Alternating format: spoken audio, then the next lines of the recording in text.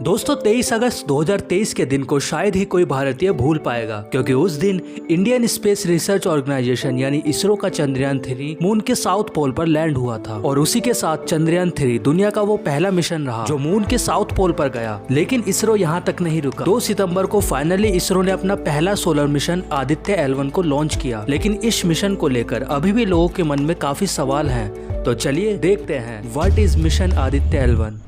तो 2 सितंबर 2023 11:45 पर Satish Dhawan space centre से PSLV रॉकेट के द्वारा आदित्य L1 को लॉन्च किया गया। और चंद्रयान 3 की ही तरह पहले ये अर्थ को ऑर्बिट करेगा और जब रॉकेट अर्थ के नियरेस्ट पॉइंट पेरिगी पर होगा तो उसे थ्रस्ट देकर उसके ऑर्बिट की साइज बढ़ाई जाएगी। और पॉइंट L1 जो आदित्य L1 का टारगेट है, यानी यही वो पॉइंट है जहाँ से आदित्य L1 सूरज को स्टडी करेगा और इसे लैग्रेंज पॉइंट कहते हैं। तो लैग्रेंज पॉइंट पृथ्वी से 1.5 मिलियन किलोमीटर यानी 15 लाख किलोमीटर दूर है, जो चांद की दूरी से 4 गुना ज्यादा है। इसलिए 127 दिन बाद यानी 4 महीने बाद आदित्य L1 वहां पहुंचेगा और 5 सालों तक सूरज को स्टडी करेगा। और इसलिए ये स्पेसक्राफ्ट नहीं बल्कि एक स्पेस ऑब्जर्वेटरी है। अभी लैग्रेंज पॉइंट क्या होता है? तो लैग्रेंज पॉइंट वो पॉइंट होता है जहाँ पर 2 सेलेस्टियल बॉडीज का ग्रेविटेशनल फोर्स बैलेंस आउट करता है। और किसी स्पेसक्राफ्ट को स्टेबल करने के लिए भी लैग्रेंज पॉइंट को ही चुनते हैं, ताकि हमें ज्यादा मेहनत ना करनी पड़े और हमारा स्पेसक्राफ्ट वहाँ पर स्टेबल रहे। और सूरज और धरती के पास ऐसे 5 लैग्रेंज पॉइंट बने हुए हैं और लैग्रेंज पॉइंट 1 पर ही आदित्य L1 जाएगा। इसलिए आदित्य L1 में L1 का मतलब लैग्रेंज पॉइंट 1 ही है। अब सूरज के बारे में कुछ चीजें जान लेते हैं। तो जैसे धरती के अंदर अलग अलग लेयर्स होती है, ऐसे ही सूरज के अंदर भी अलग अलग लेयर्स होती है। सबसे पहले सूरज का कोर आता है, जिसमें न्यूक्लियर फ्यूजन रिएक्शन होते रहते हैं, जिससे सनलाइट बनती है। और इस कोर का टेम्परेचर 15 मिलियन डिग्री सेल्सियस तक होता है। इसके बाद आती है रेडिएक्टिव जोन लेयर, फिर आती है कन्वेक्टिव जोन लेयर, इसके बाद आता है सन का सरफेस, जिसे फोटोस्फीयर कहते हैं। ये दरअसल कोई सरफेस नहीं है जैसा हमारी पृथ्वी का है। और इसका टेम्परेचर कोर के मुकाबले काफी ठंडा होता है, लगभग 5500 डिग्री सेल्सियस। इसके ऊपर होती है क्रोमोस्फीयर की लेयर, जिसका तापमान फिर से बढ़ने लगता है। और फिर एक ट्रांजिशन रीजन नाम की पतली सी लेयर आती है। फिर आता है कोरोना। इस लेयर में बहुत गर्म प्लाज्मा होता है और इसका टेम्परेचर